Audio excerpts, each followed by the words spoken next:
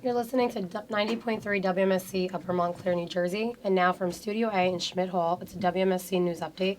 I'm Janine Amato. The Nigerian Islamist extremist group Boko Haram kidnapped at least 30 boys and girls from a village in northeast Nigeria over the weekend. According to CNN, this appears to be the latest abduction since April when Boko Haram. My primary goal for the station was to take what had been a student club in the basement of the Student Center under the Student Government Association, which was a fun radio station, but mostly students coming in playing their favorite music, maybe bringing friends in playing music, and converting that as part of a culture change into part of the educational enterprise at MSU when the radio station moved from SGA, governance, to the School of Communication and Media.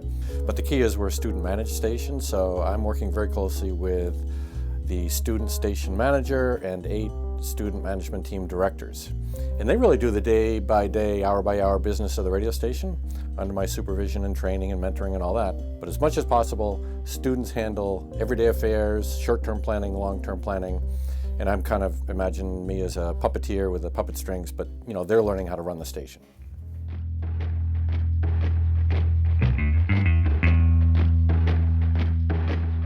Being the station manager of WMSC, pretty much my prime role is managing the 8 directors below me and working alongside our general manager. I got to make sure my directors are, doing their daily reports, communicating with their team members, carrying out department duties, and pretty much just overseeing the day-to-day activities here at the station, make sure everything's running smoothly.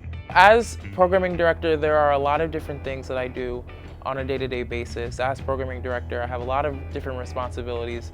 Some of the things involved with programming is, first off, I'm involved with all on-air content. So when it comes to managing shows, coordinating shows, scheduling shows, putting together our on-air schedule, I'm involved with that for each season. And it's been a great experience because it's allowed me to really work hands-on in a lot of different things that help the station move forward. So it's something that I've totally enjoyed and appreciate being a part of.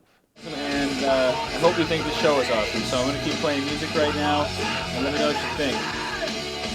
So the web and social media director is actually, more than anything, they're supposed to coordinate with their team. They're supposed to get things out on the website and all of our social media. We have an Instagram, a Facebook. We also have a Twitter. So some of those duties include just getting stuff that's time sensitive.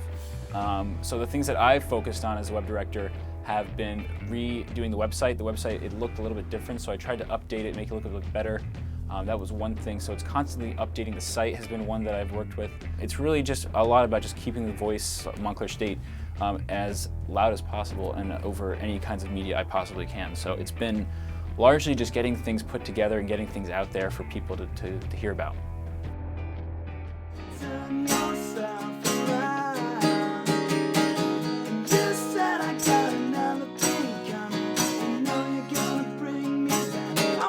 Sleeping, dreaming now. Monochromatic little world. We're led away with making plans, as if they'd ever understand. So I wanted to become known on campus as the voice of Montclair State, and that's what we're all striving at. It is a radio station that offers music and entertainment and news and cultural value to those listening in Greater Montclair.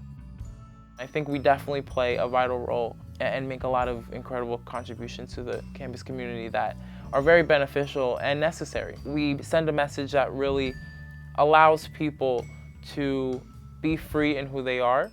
We are a free-form station, which allows us to play a variety of different formats. And so we have shows that are strictly talk shows. We have other shows that are country or shows that are alternative rock, rap, hip-hop. We have it all. It gives students a resource and it gives students an explanation for why they would like to get some information or why they can meet people. They can go out and do things themselves. They don't have to feel held back by the student mentality. If you think of yourself as a professional and you think you can do X, Y, and Z, you can go do it.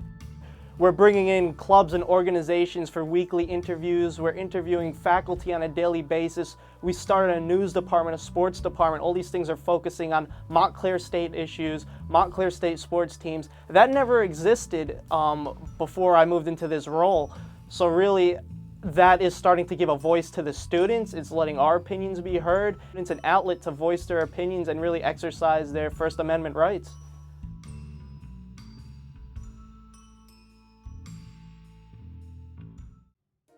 One incredible experience that I had was coordinating coverage for our participation in College Radio Day. So that is a very special day where college radio stations around the world celebrate the joy and the medium that is college radio. And so we were a part of that since it started, and it's been around for the past 4 years. And recently, WMSC was the state headquarters for College Radio Day. So what that meant is we worked to coordinate coverage throughout the state of New Jersey. We helped facilitate communication between the state level and with the national office. So we played a major role in the day's events, and here at WMSC we celebrated in a big way. The best part about college radio and about WMSC is that it gives students an option to express themselves in a way that they don't get a chance to in a lot of their classes or in life in general at that age.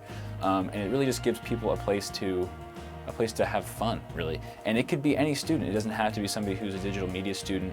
And it's really just a place that's very welcoming, and it's very serious but insincere at the same time, professional but unprofessional. College radio is a huge traditional thing. It was popular, decades ago when it first began, but it's still popular today. Like around the world, American college radio is a huge thing. We have listeners in Japan, Malaysia, England, huge followings in places you'd never expect.